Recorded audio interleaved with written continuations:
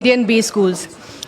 May I now request the moderator and panelists of the session to join us on the dais. We already have Dr. Bhimaraya Metri, Director IIM Nagpur, Dr. Anup K. Singh, Director General Nirma University, Dr. Pawan Kumar Singh, Director IIM Trichy, Dr. Rajesh Chakrabarti, Director MDI Gurgaon, Shri 𝗕𝗕𝗓𝗕𝗓𝗕, Partner and Head Education and Skill Development Practices, KPMG. In the past 2 years, we have heard the term new normal a lot. What is the new normal? Is it living with the uncertainties, the climate change, pandemic, organizational restructuring, and of course the current war between Russia and Ukraine? How do we meet the SDGs to 2030? There are so many issues to look at.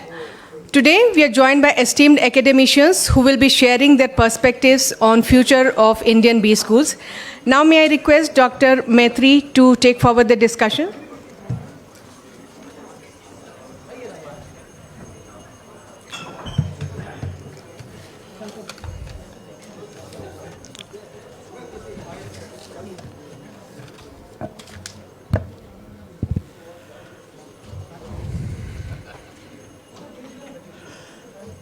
Very good morning. Welcome to the session 1. And session 1 has a very, very interesting topic, the new normal and the future of Indian B schools. And today, this 4th Indian B Schools Leadership Conclave 2022, we have 4 great personalities, 3 academic leaders, and 1 industry leader. Dr. Anup K. Singh, Director General, Nirma University, who has a vast experience of heading the business school as well as university, right from MDI, IMI, Jaipuriya and Nirma, and then heading the Nirma University for more than a decade. Then we have Dr. Pawan Kumar Singh, Director, Indian Institute of Management, Tiruchirappalli, and Professor Pawan Kumar Singh is one of the authority in the Indian knowledge system. Again, he worked in a different variety of institutions, right from in Madhya Pradesh State University System, NITI Mumbai, then IIM Indore, and he was also, when IIM Sambalpur was started, he was mentoring that. In the initial year, he laid the strong foundation for Sambalpur, and then he headed the MDI Gurgaon, and currently he is last more than close to 1.5 years, he is heading IIM Tiruchirappalli. So, as an academic leader, variety of institutions, different places and different sectors, he has worked. And we have Dr. Rajesh Chakrabarti. Rajesh Chakrabarti, he worked in US, worked in one of the Institute of Eminence, O.P. Jindal University, and currently he is heading Management Development Institute, Gurgaon. All of you know that it has given more directors to IIM than any IIMs. So he is heading that institute. And you can understand the kind of leadership required in different places. And we have Shri Narayanan Ramaswamy. Narayanan Ramaswamy is a partner and head, education and skill development practices, KPMG, one of the prominent consulting firm, Chennai. So we have these 4 great personalities. So just to set the context, I'll introduce the topic for about 5 minutes, and each of the panel members, they will give the opening remark, and then we will go for the 2 or 3 rounds of panel discussion from each member. So now, new normal, I think in the inaugural session, Professor Chaturvedi ji and the founding chairman of EPSI rightly told that this new normal is taking a new shape. So new normal means it is going back to the pre-pandemic period, or it is something different. So that is what the question many people ask. And today, last 2 years since 19 December to till today, many things have happened. The pandemic, number of waves, the lockdown, and the mode of education, work from home, and constantly changing norms in different states, central institutions, different part of the country. Probably, one of my friend is working in Canada, and December 2020, he was telling, December 2020, we were okay, but in Canada, severe second wave came, and May, June, in India, that wave came, until today. I was talking to him yesterday only. He told that in Canada, every day or in a day, number of times the norms are changing. So this is the way in education institution, we are living in a world where continuous adapting, constantly adapting is happening. And apart from this, recently all of you know that the kind of development happening, one is development means we always talk about positive, but if you look at the Ukraine and Russia war, the violence, and the word India known for compassion, historically Indian traditional knowledge talks about, that is missing. Societal fabric has disturbed. At the same time, this pandemic, last 2 years, somebody has called it as a worst year in 21st century, that is 2020. But also it has brought many new things, many good things. The ripples of this pandemic situation has spread into the personal, social, economical, and spiritual spheres. Apart from, as Professor Chaturvedi rightly said, international mobility. If you look at New Zealand, totally closed down the rest of the world and no pandemic, no COVID cases, but at the same time, there were retrenchment of the faculty members because strength 400 has come down to 40 because China, India students used to go there, and they have reduced the student strength has come down and faculty size they reduced. So that is the impact of international mobility due to pandemic. So in this situation, now the question is this new normal really a new, or is it a reiteration of the old? That is what the question comes, and in this panel discussion we are going to talk about this. One thing is clear, a continuous support from the government and adaptive ability of the individuals and institutions, that has brought a new culture, and which was not there earlier. And that is where adapting new normal, which is going to affect the future of the B schools. And as I told, we are living in the world where we are adapting continuously and constantly. At the same time, this COVID-19 has transformed essential aspect of the human life. Many of us, I think our chief guest today talked about spirituality. Many people, those who never used to believe, they started talking about spirituality. Invisible, the virus has affected the powerful nation and powerful people, and that is how people are again talking about Indian old tradition, that is spirituality. So that is where in this context, we have reached the end of the beginning, that conventions, the rituals, as well as the various imaginations, narratives, they are emerging out of this post-pandemic situation. So there will be more work need to be done on cultural sociology. I think, and all of you know that NEP 2020, it has opened the door. All professional institutions, they have to start the Department of Humanities, Arts, Social Science, so that for holistic and interdisciplinary education, multiple perspectives should be given to all professionals. So that point of view, this cultural sociology is going to play important role, not only per pandemic, but in the new normal era. So that is where 3 R's, resilience, recovery, and restructuring.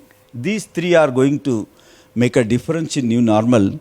So with this, I now request Professor Anup Kumar Singh, the Director General, Nirma University, to give his opening remark on this interesting topic, that is the new normal and the future of Indian B schools.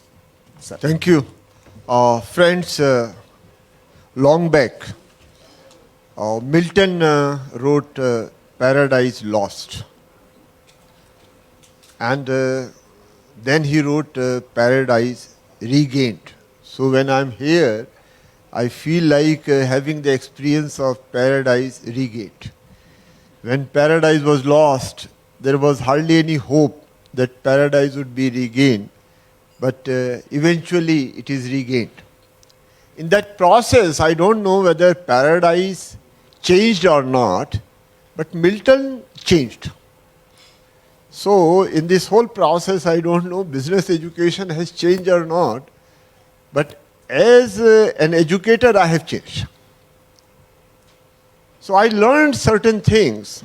First was that, look, we used to say students don't bring mobile to the school, and as soon as the pandemic came, the school went into mobile.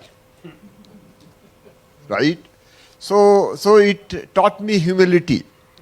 The second thing that I learned, that we had this, pride and hubris that we add value to students. So when COVID came, in March 2020, placement was already done. And in March 2021, placement was equally good. And in March 22, placement was better. So I was asking, what is our contribution? Right? So what I learned, that look, students are smart enough. We add value to them, but we are not solely responsible for them. Students are more responsible. Students are more aware. We must respect and value our students. So that was the second learning. And the third learning was that we have to change fast, because when pandemic came, there was hardly any time, and all of us had to change within 2 to 3 weeks, which we did. So these are the 3 lessons, and based on that, I saw a lot of changes in management education.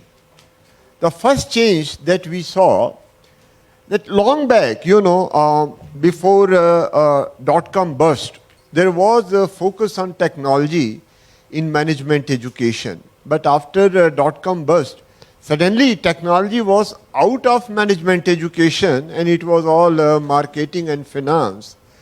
But in last 2 years, technology is back in management education. So all business schools, including ours, we have introduced more and more courses on technology. The second change that I see, and at least that's what we have done in our business school, that we realize that we add some value and not all value. And therefore, we need to give more flexibility to students, and the proportion of core courses and electives, which used to be 60 and 40, has now reversed. core courses are 40% and elective courses are 60%, and therefore more flexibility to students. Another thing that we did, that out of 30 sessions, we say give 5 sessions for field work. Let students, go out and experience the reality. तो धूप में निकलो बरसात में नहा कर देखो, धूप में निकलो और बरसात में नहा कर देखो, और जिंदगी क्या है किताबों को हटा कर देखो. Right. So that is the second change, that let student experience what reality is, and related to that, Chaturvedi sir talked about it, Rajiv Kumar sir talked about it. We started focusing more on 2 things. One is sustainability. This is a real threat, and if we don't educate our students about sustainability, then we are going to be held responsible by the future generations. We need to understand that business and sustainability cannot be separated, so there has to be a compromise between goal and soul. Earlier there was only focus on goal and soul was lost. So now soul has to come back. And if that is not happening, then we are heading for a big problem. So sustainability became very important, and as we have also undergraduate education, we started focusing on India. It's very tragic that a country which has got only 1,500 business school is teaching another country which has got 3,400 business school. Right? A country, where we have at least 100 top class business school, we are not able to, focus on our own reality. Right? कुछ ऐसे भी हमने अक्सर अपना दिल बहलाया है, कुछ ऐसे भी हमने अक्सर अपना दिल बहलाया है, जो ना समझ सके दूसरों को समझाया है. So there was a case, Zara. So I could not understand what is this case. So then I was told that, there is Zara, something from Italy. And then that case is being taught in Indian business school, where people don't know about Italian reality, and that is the mess where we are in. So therefore, we have to indigenize our education, and that's what we are doing. And last thing, which we adopted, and that was again a boon from the pandemic, that our internationalization became much better. Earlier, it was very difficult to interact with the international colleagues, but because of pandemic, we started interacting with our colleagues in India and our international colleagues at faculty level and at students level, and internationalization has become the trend. So this new normal is very educative, very instructive, and very beneficial. And whatever we have gained, from the loss of paradise, we should retain it, and that's how we can build better management education system. Thank you. Thank you, Professor Anup. Now, may I request Professor Pawan Kumar Singh for 5 minutes? So, 5 minutes. Yeah, we are already running out of time, so everybody has to be 5 minutes. Yeah, you can. Our mic is also there. Professors stand, they think better. Yeah. But only Because 5 minutes. We have mind distributed at 2 parts in the physical body. One is here, one is somewhere. So, allow me to say, dear sisters and brothers, because we all know each other's joy and pain. Joy is that we are into this activity. I hesitatingly say that we are in profession of education because it is a kind of way of life. So, thank you very much for giving me opportunity. Quickly, in next 4.5 minutes, I would like to say something. Point number 1, because it can be only counted as bullet point. Time is limited. It is time-tested wisdom described in scriptures that learning takes place, and especially students' learning takes place through 4 sources. Number 1, through teachers and classroom combined as one. Second aspect, through peer group discussion. Third, self-study, swadhyay. And fourth, when life starts teaching lesson, and life teaches lesson to even +2 student or first year of graduation or MBA program students. So 4 teachers are there for any student. What happened in pandemic? They lost the second factor, that is peer group learning. Of course, they had WhatsApp, they had common email, but unless they rubbed shoulder in the institution and they, let us say, discuss a case study to be discussed in the classroom formally tomorrow, unless they discuss up to 1 a.m., those were missing. So 25% of the learning opportunity because of pandemic for the students were missing. I'm talking about sensitive and sensible students, because sensible and sensitive students, they will not miss, they will always try to minimize their loss. And those who are insensitive, we have seen in past 33 years of my experience in any academic institution I worked, and with your love and best wishes, I have served in all kinds of higher learning academic institutions. All types, you can imagine, I have worked, I have got salary. So whenever I talk about IIM, state universities are hovering in my mind. Whenever I talk with deans and vice chancellors of a state university, IIT and IIM, they are playing in my mind. So I always not allow my discussants to get settled, because in one of the online discussion, when 8 panelists were interviewed by the host, and they were talking about future of higher education in India, higher education in India. I said, you see, in your panel, there were 2 directors from IIT, 3 from IITs, 2 from IIMs, and 2 vice chancellors from very rich, cash-rich universities. Where is the state university vice chancellor? And without them you are talking about what shall be the future of higher education, where more than 80% of students in the country in higher education, they come from a state university. So anyway, come back. These 4 components when we see, then in new equilibrium, what we are terming here as new normal, thanks that pandemic came, means it should not have come. I also lost my father in the second phase. But some of the petals of the mind got opened that we can very easily connect with our international colleagues, and we can arrange with 24 hours notice 3 hours discussion with the best professor in the world available through online. These all happened. So in this new normal, any institution, when you will enter, should have 2 different lanes. One lane going towards face-to-face education, where 90% component would be face-to-face, but still 10% may be online education as a complementary component.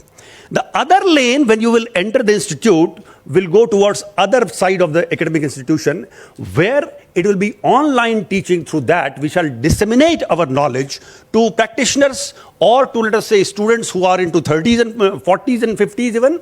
And there, 90% of education will be online, and maybe 10% it can be either beginning or end of the program, campus module. So online education is going to stay, and we should allow it to stay. And when investable amount is available, we should invest in that infrastructure, which will help us to go for online education. And the institution where I am now working, even before pandemic, we established our feet well, and sir was directing that institute. I am Trichy. And in online education, we have certain forte. And I think among all the IIMs, including old or new, whatever, perhaps we are in the top 5 at least, as far as online education for working executives concerned. Even before pandemic, we had got established. Second one, whether pandemic or not, as students do not learn 100% from you only in the classroom, because it is 25%, our dharma is to deliver 100% of that 25%, and to create environment for their self-study. Because a good professor should be like a swimming coach. कितना छोड़ना है, कितना पकड़ना है. Sometimes we have to help students by helping them. And sometimes we have to help students by not helping them, by forcing them to help themselves. क्योंकि अपनी कमान खुद ही रखो, अपना ड्राइवर खुद अपॉइंट करो. Ordinary teachers, they teach. And extraordinary teachers, they appoint a teacher inside the students so that they get a perennial teacher, 24/7 teacher. So that should be. And that's why I would like to say that we have to teach beyond syllabi. Syllabus does not promise everything. We have to go beyond syllabi. For example, we teach communication skills, personality development, not enough. And we have, just Professor Chakrabarti ji was saying, we have more than 3,600 B schools. And just working in IIM Tiruchirappalli, I should not lose sight of all my young generation studying in various schools. In many schools, students do not know how to speak English. And we are saying we will teach MBA. I will take 1 minute, sir. Now you see, we have to teach beyond syllabus to develop the required oxygen, that is values, and the skills, which is basically their wheel on which they will make their journey. एक शायर ने कहा कि संभले कहां वो अब मेरी नजरों की फोर्स से, नजर मतलब विजडम, संभले कहां वो अब मेरी नजरों की फोर्स से, कॉलेज उलझ कर रह गया है सिलेबस के कोर्स से. सिलेबस से क्या होगा? Just I will take counting. We must teach 4 things to students. The content clarity. It is as per the survey and research in Indian context.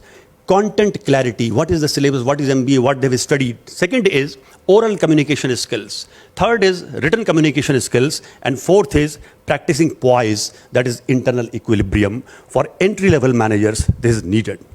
Then for middle managers, the needed qualities are integrity, organizing. These are all research articles and Indian context-oriented discussion. We must inculcate among middle managers integrity, organizing ability, public relations skill, intelligence, industriousness, and let us say well-being and energy and health now very important. And certainly at the top level managers, they need very badly, certainly humility and energy. International researchers say the second most important factor to be effective top manager is energy level, after humility, of course. Then innovation and lifelong learning for self and for others. And perspective, that what we are deciding, that is a context. So we need to gear up better, and that's why I will only wish for time being. In the next round, we may have some idea that may God give us best of the strength to actually address to the responsibilities given to us by the destiny. And thank you very much for this round. We'll come back. Thank you, sir. Thank you, Professor Pawan Kumar. So, Professor Rajesh, yeah, you can speak from there only, sir. Yeah.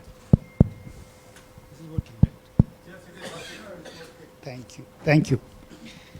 So, may I request the moderator to please cut me out. It's very difficult for professors to stop themselves. So we need external help from you. No, definitely. So please cut me out. Remember, stopping a professor is a sin also. But it's not a sin for other professors, I suppose, right? He is agreed to carry now. Yeah. So, you know what? I think whatever has to be said about the new normal has already been said in the previous couple of hours, right? We all know that digital is here, online is the challenge. We all know experiential needs to be done. We all know placements, and we have also already talked about spirituality and sustainability. So in my 4 minutes, what I'll tell you is there are few questions that I grapple with in my mind. No pretense at all to say that I know the answers to any of them at all. But in some ways I have found that the more things change, the more they remain the same. And so I'll connect back a little bit to my own student days as an MBA student. And I have heard the refrain of exact same things in my previous speakers here as well. And so I hope this can all get connected and not just go away somewhere off in a tangent. See, there are two things in management education that on a day-to-day basis we grapple with. One is the means, the other is the ends. Means meaning how do we do what we do. So we quote unquote teach students, or we tell ourselves we teach students. What goes on is a little bit more murky than teaching anybody anything at all. But anyway, so over there, post-pandemic and over the last couple of years, whatever we have seen, the thing between the physical versus digital, what is the right mix, how much here, how much there, how to integrate, how to make it all happen. Technology, massive change and continuously changing. It's not a one leap, it's running forward. Curricular changes. Right? How much of it is instruction? Internet is there, providing everything available free of charge. How can we actually charge fees for teaching something that is freely available online if somebody just knows what search terms to put? You don't need to pay fees to learn time value of money. It's freely available there.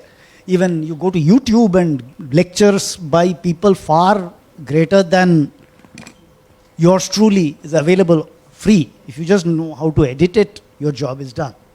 So curricular changes. Thirdly, of course, experiential. We all understand that in the field, having your hands in is a challenge. The real challenge is how the hell do we do any of this? Right? That's the means part. The second part is the ends. Well, why are we doing all of this? Are we supplying manpower to industry? Which absolutely we are. I mean, once again, I'll go back. Some things don't change. I remember my first interview of my life almost, for IIM Ahmedabad, where they asked me the question, why do you want to do a MBA? I don't know whether they called it MBA or management degree or whatever. My answer was very simple. I had no clue what management was about. I told them to get a job. Now, let us be under no illusion here. 99.999% of our students are coming here to get a job. Right? The time we stop placing people, we will run ourselves out of business. Your 3,600 institutes will scuttle down to 36. Only IIMs, because government can continue to fund them. I don't think anybody else will exist. So we have to accept the fact that we are ultimately, the reason why people are here is to get good jobs. The second part is, okay, now we would be providing spirituality, sustainability, awareness of this thing. They will be the leaders of the planet. They will take out. All that is well accepted. But go back to my first question. Who is listening? I mean, you could give me 2 years and I walk to a classroom and I give them stories about how the carbon footprint is whatever it is, the world is, these are all icebergs have made all our beach resorts are underwater, all of that. They are not listening. And it's not their fault. When I was a student 30 years ago, I was not listening either. Right? I have not listened anything. Whatever I learned at IIM Ahmedabad for 2 years, I had forgotten within 2 months of leaving that place. I can guarantee you that. And for the next 30 years, I've been wondering. I mean, it was a good experience. I had a lot of fun. I made good friends. I'm still in touch. WhatsApp groups are very active, and I thank them for it. I also got a step to the PhD, and I certainly can. My Roji Roti does come from that degree, no dispute there. What I exactly learned there is a different question altogether. So my students are also not listening to me. Right? So if I am trying to make them sensitive to something, that's fine. I can tell them that I have done my bit. I have gone there. I have spoken about the environment. How much of that has gone into the student and what it is going to produce 2 years, 5 years, 10 years down the line? Anybody's guess. Now, that's not a problem. We should still teach the right things or try to teach the right things. Whatever goes in, goes in. That's as much that goes of the subject matter might as well go in about these things. We should do our bit anyway. I'm not trying to demean anything or decry anything around here. But there are also 2 or 3 realities or imaginations in the business education world, which is also something that the previous speakers talked about. The state university question and others. Business schools serve very different parts of a certain job market hourglass. Right? There is a little bit of that top that everybody, the whole conversation seems to be about that top bracket and those CTCs at a certain level and all of that, where probably 80% of the business schools are really serving relationship managers in banks, which is a fine job. There's absolutely nothing wrong about it. But we don't talk about that. We only talk about that super elite, whatever in crores and this thing, CTC. And CTC at the end of the day is the holy grail, right? Whatever you, also if the guy is also environmentally sensitive, then that's wonderful, that's great. But if he's not wearing the right suits and not going to the right offices in the fort area, you're not there really. So that has not changed. I don't think that is going to change. So we need to keep that in mind. There's no way getting out of it. 1 minute. Yeah, last 1 minute. Thank you. The challenge that we face here in that supply chain, in that narrow thing of supplying correct manpower to industry, I'm setting it up for my next speaker, right?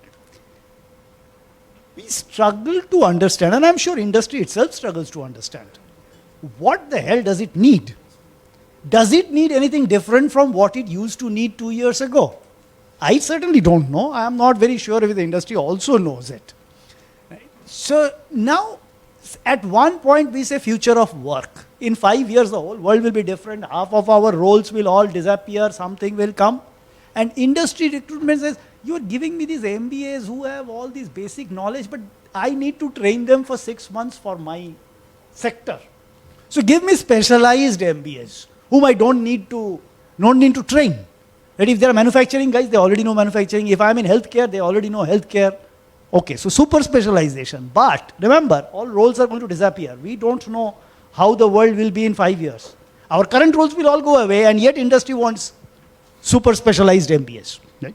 So there are lots of dilemmas here. The last dilemma in the 10 seconds, all this wonderful magic needs to be done by faculty who needs to be publishing A-star papers all the time. They need to know what is happening in industry and real-time basis while publishing those papers, doing research all the time, and teach in some magical way to reach whatever my professors never taught me, and therefore I never listened to them. They need to deliver it in a different way and bridge all those gaps simultaneously. We really need to have a holy grail here. Right? So, Thank you, Professor Rajesh. Now, may I request Shri Narayanan Ramaswamy, so your views from industry perspective, Thank you, sir. The future of B schools and new normal. Yeah. Thank you so much, and thanks for giving me this opportunity. And it's not, easy to go after economists, after professors, and especially candid professors, but I'll try my best. So I'm looking at this a little differently. So when we look at B schools and the business schools, and why should there be a change at all? Things have been happening very well. Why are we even looking at a change? Pandemic is being given as an excuse, but I don't think it's so short term that there is a pandemic that happened and we need to change the business school formats and other things. But if you allow me to indulge for a minute on why this business school started. It traces 150 years back in France when there was a commerce forum and they wanted a specialized course in business and science. That's what they called it then. 50 years that went by till, it happened in Budapest and other places, and then happened this bachelor's in business education. I think Tuck School kind of initiated that. And then Harvard University came up with this famous Masters of Business Administration, MBA, and that's what we all follow.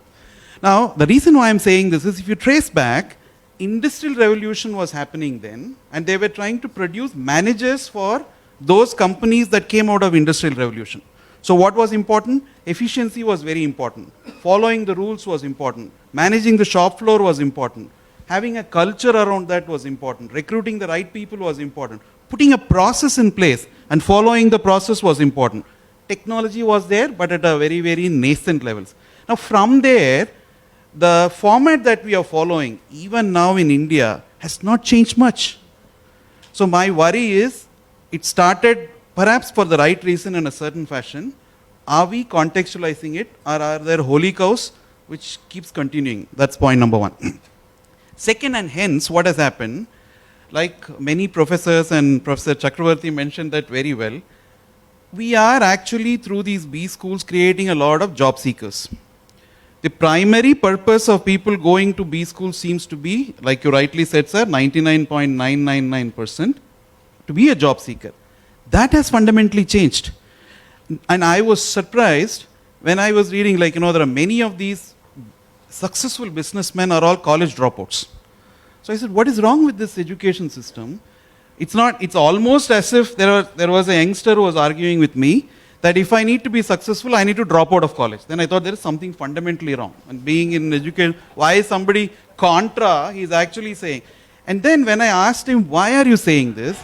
He said, when I was in school, I always wanted to be my own boss. I wanted to start an enterprise.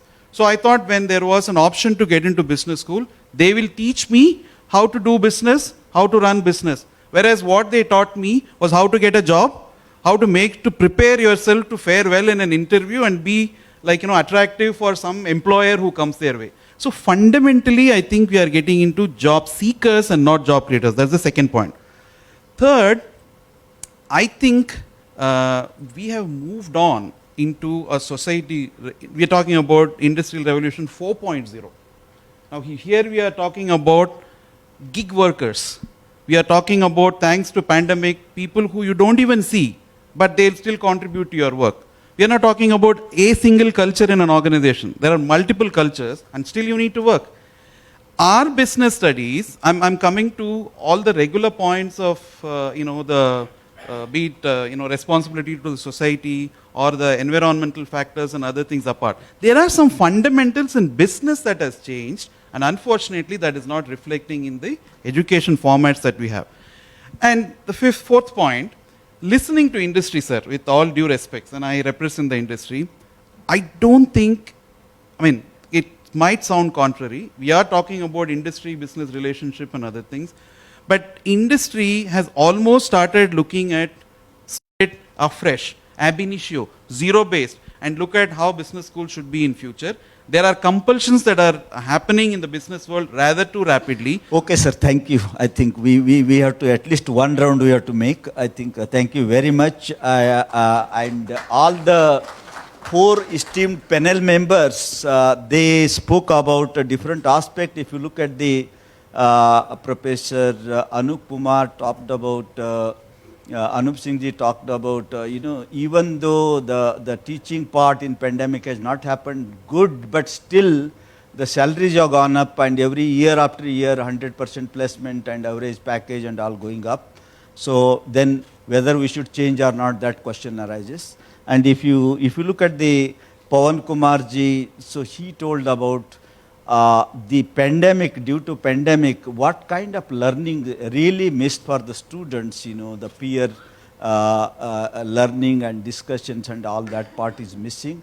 And if Rajesh ji talked about, the listening part, students, and there is a gap, how to close the gap. And this Narayanan Ramaswamy, he talked about the definition of purpose, as well as if you look back the history, and till today, whatever the reimagination or changes are happening, but this new normal in this situation, how to make the business schools is going to be, future of education is going to be, B schools is localization, any part of the world, as Anup ji rightly said, they can, or Pawan Kumar ji said, they can address from Tokyo, New York, Russia, or Victoria, Australia, and address our students. So that is what global classrooms and localization is going to happen. You need not to travel, but you will get whatever the best of the best cross-cultural understanding, as well as global exposure you can get sitting over here. So that is the kind of business school one can visualize. Quickly we'll go for one round, and we focus in this round, each one of them. I think I will look at the employment and employability, the curriculum, and the globalization, and the employability point of view, particularly for the placement. I think first question I would like to go to Professor Anup Singh. So even though pandemic affected the employability and employment. Affected means I'm not talking it is negatively affected. So there is a change in employability and employment, and also mode of businesses have changed. So in such a situation, what kind of measures business schools should take for, as you rightly said, the salaries are going up, and whether we should do something or we should not do anything, or as it is going on. Probably you might have seen some of the university students are demanding exam should be only online, no physical examination. Nagpur University, there is a strike by the student in front of VC. So in such kind of situation, learning is not happening, salaries are going up. So how to go about, how to solve this problem? Quickly in 2 to 3 minutes. I'll just take, 2 minutes. We talk about curriculum and hidden curriculum. Now, all of us are clear about curriculum, but we are not very explicit about hidden curriculum as the term goes. And hidden curriculum basically means what kind of experiences we are creating for the students. So one is a classroom experience, one is a experience outside the classroom. So now the experience outside the classroom has to be much more significant, right? And that means more project work, that means more personality development, that means more art and culture activities, that means more interaction with the industry, and that has to be structured. And if that hidden curriculum is rich, then the student who is coming out of the business school would be better. In this country, 20 years ago, AICT said the curriculum of MBA or PGDM should be of 1400 hours. And then there was a lot of fight, went down to 1200 hours, and then it went to 1050 hours. And then, Metri, we say 2 courses can be field courses. Right?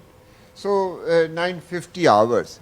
If we teach MBA for more than 800 hours, then we can't enrich the hidden curriculum, and that should be our discussion with the AICT and UGC, that there should be less teaching and there should be more experience, right? So that is the secret. The second thing is that students should be taught about Indian realities along with international realities. We have been talking about international realities, but India is so rich, and how much we know about India, right?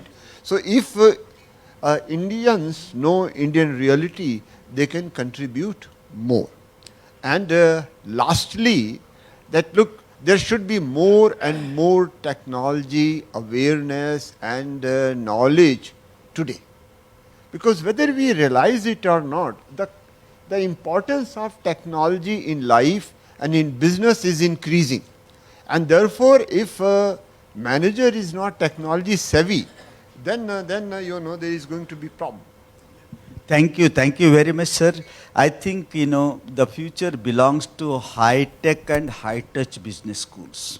I think one point we can make out, without technology, we should be, the business school should be the first one to capture the technology, put into the digital design and digital offering, and that is where online courses are coming now big way, along with the, face-to-face. Now with this, let us move to the next question. I would like to, interact with the Professor Rajesh Chakrabarti. So you talked about, the listening part, when he was, and also today, students are not listening. Now, if you look at the World Economic Forum, so there they talked about active learning is one of the important component, important skill they are telling in 2025 expected. So I think the how to make business schools, what kind of pedagogy they should use so that students can engage, involve and actively learning. At the same time, today we are going for Stone Age kind of evaluation. You can't assess the tenacity, you can't assess the courage. You can't assess the confidence. You can't assess the risk-taking capability of the students. So there are pedagogy. So what kind of pedagogy do you think we should be adopting for active learning so that there is no question of not listening, but you can, the teaching as well as evaluation can happen simultaneously? Because today technology is word. So what is your view, sir? I think that you touched the important part, I think, and that is the main center of the learning. This is a difficult question. I obviously don't know how to do this. I mean, I don't have an answer for it because it's a very, very complicated problem. But I think the best way to make them listen is probably not to speak. So as long as we speak and we expect them to hear us and learn from it, we are missing the bus somewhere. So somewhere, and I'm only half joking here because, maybe at some level what the internet has done is when it comes to access to stuff that you need to answer a question, that has become far more accessible today. So even when once again, certain things don't change. 30 years ago, when I was a student, our profs used to say, the question is more important than the answer. I've never really understood the meaning of this statement, but I think there is some wisdom there. Try to understand them. The question is more important than the answer. I was not plucky enough to say, well then, sir, the answer doesn't matter, kuch bhi marks de do. So that is probably not true. But it is, I think, as a method of teaching, probably asking the question and letting the student answer it, rather than really telling them something to do it. And this is not new. I think we have all known this for a long time. Correct. And that's where the whole thing of project-based learning and all of that. Yeah. That if we are just asking questions, if we have stopped speaking and not expect that guy to listen to me, if we speak less, the guy says, okay, I am in a classroom, prof is not speaking, what the hell is going on? Then he's really curious. Once the prof starts speaking, he goes off to sleep, right? There's no point to listen to that. And this has not changed in 30 years, 100 years. There's always been behavior in the classroom. I am sure everybody can relate to this. Thank you, Rajesh. I think the Rajesh, without giving the straightforward answer, but he has hinted. So without speaking, you are going to teach, or you act as a facilitator.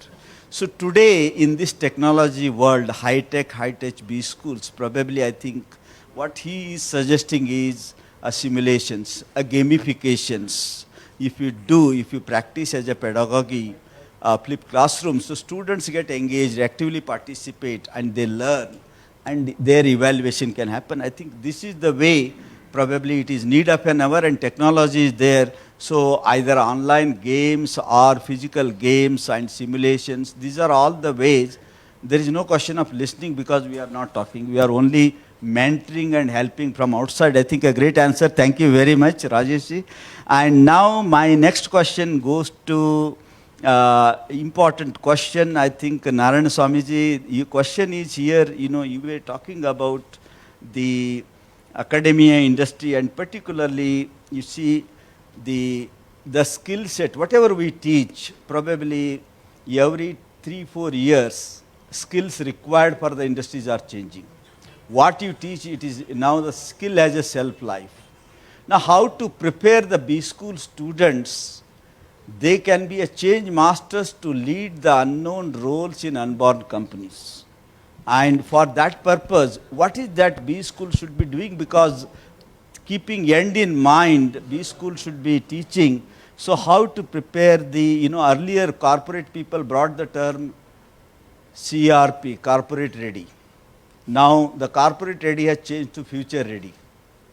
So future ready students, how to prepare, and because every 2-3 years students are changing the job. Even 3 year is a long service today, and they work in many companies, many dozens of companies in lifetime. So since the companies can't afford, I think, to train the people and then they put them, because by the time they trained, I was in L&T, I know, the moment training is over, they used to resign. So before Great Resignation also, now how to prepare them for future ready so that companies directly hire them and then productivity starts. How to go about, what is your suggestions and views? So let me also answer from, I'm also a recruiter, right? I go to many B schools regularly to recruit students. I think a genuine recruiter will not look for those specific technical skill sets. Largely from B schools, if somebody expects, this is my personal view, that you need to have a retail orientation, you need to have a banking orientation from a B school graduate, I think that is a wrong expectation. Actually, in many occasions, like I'm speaking when KPMG recruits, for example, or similar such organization, we recruit people who can learn. We recruit people who can communicate. We recruit people who have some fundamentals right. So in my view, B schools should look at teaching them to learn. I think you should produce graduates and postgraduates who know how to learn and who know how to learn from discrete environments. They should know how to connect the dots because every single day in the industry is a learning. Are you teaching them to learn? In fact, I was thinking if you had asked me the question what you asked Rajesh, I would say less teaching and more learning is what should happen. And he did answer it that way. So like they say, less government, more governance. I think it should less teaching but more learning. So my answer to your question is, please teach them that lifelong learning is the most important stuff.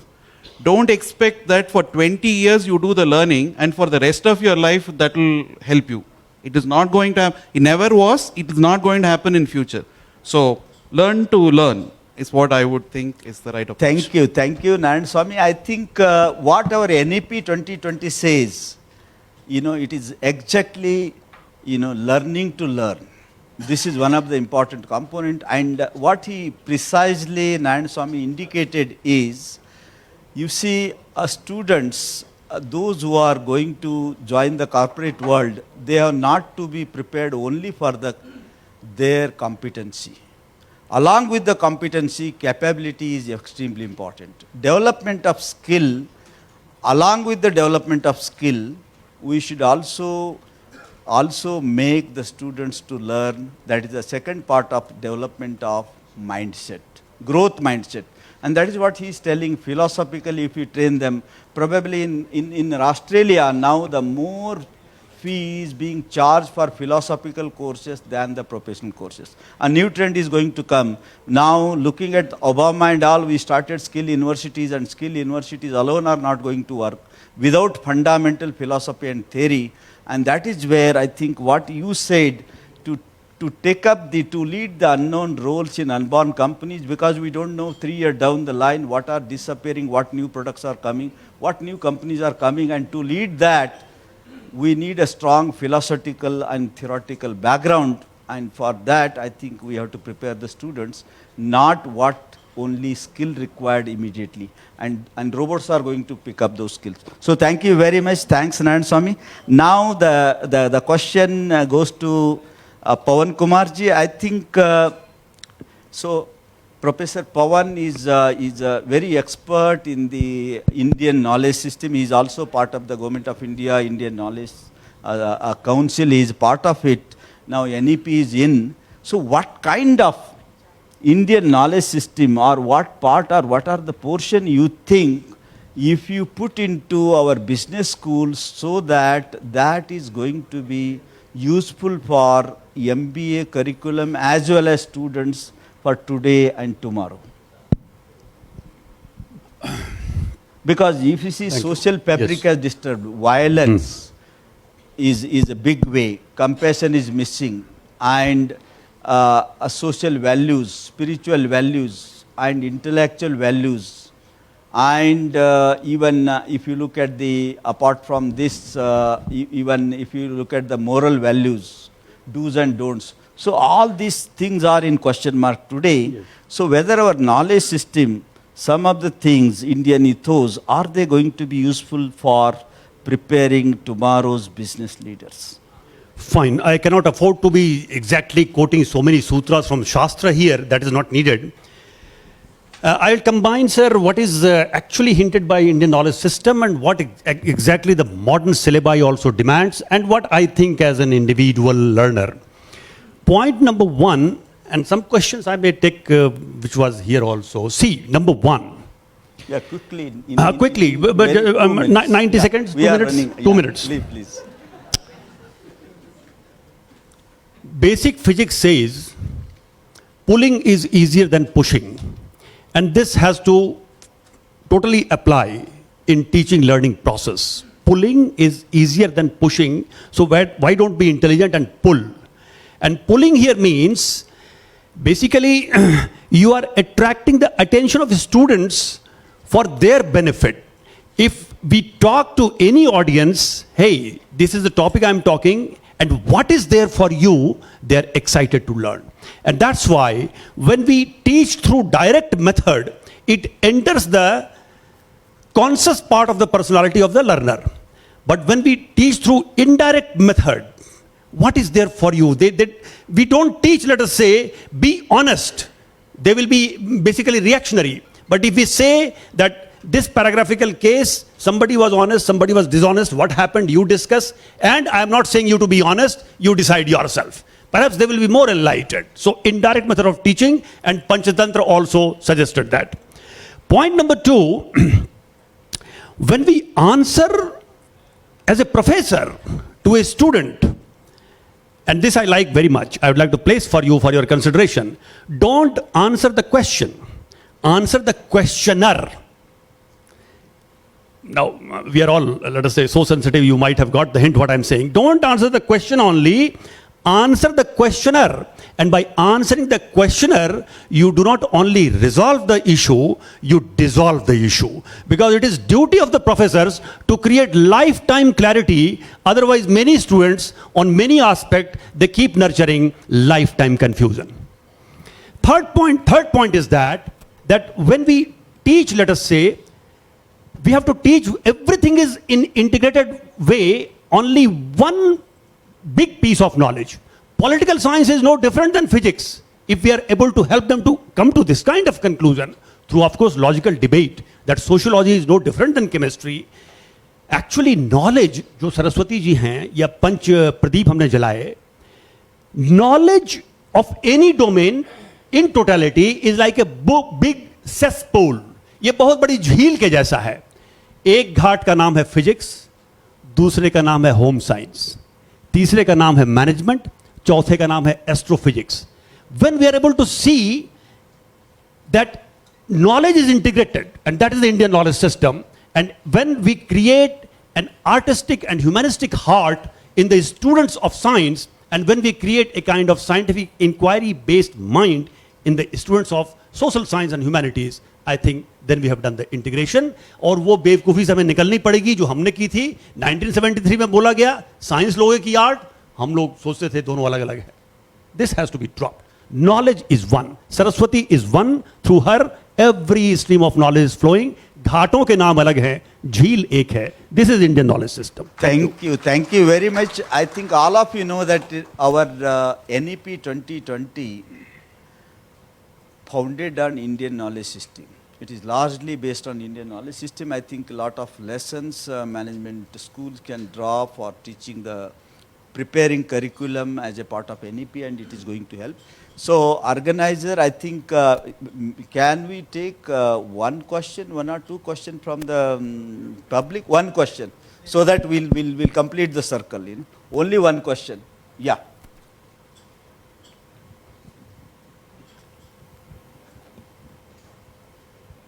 I have a question to the panel, including Professor Metri, the moderator. He can also answer because he is after heading the institution. My question is threefold. First is the relationship between the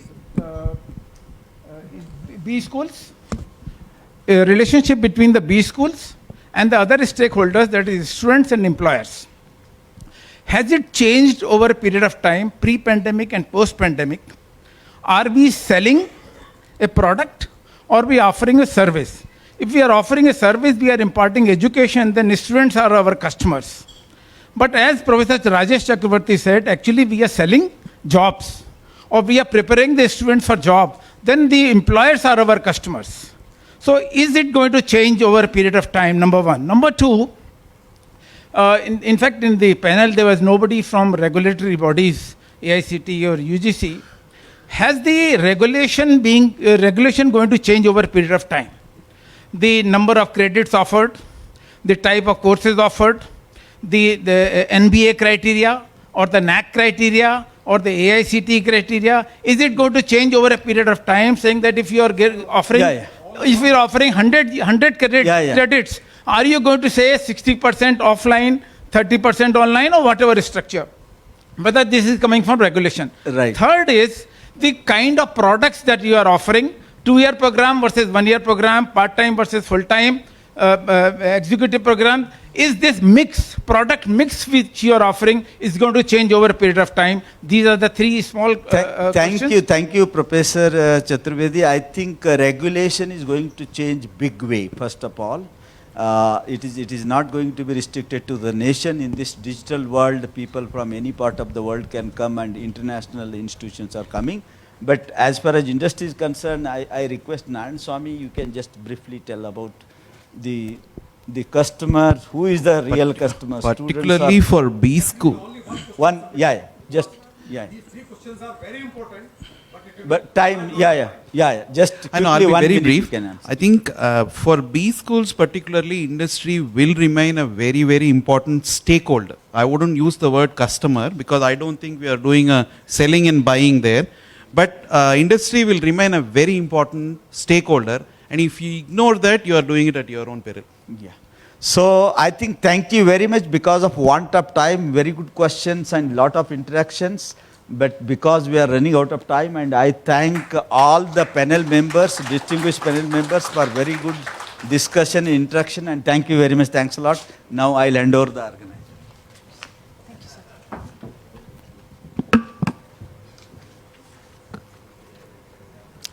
sir.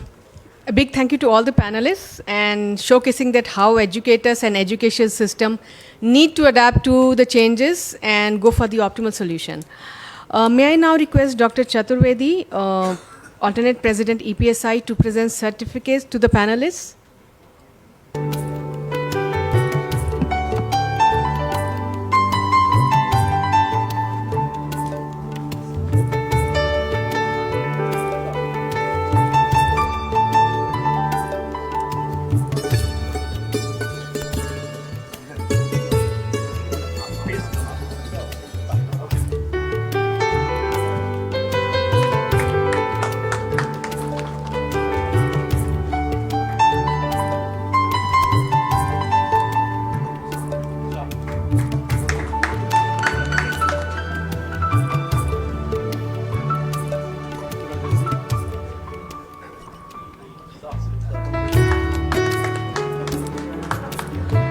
May I now request Mr. Siddharth from No Paper Forms to present photos to the panelists?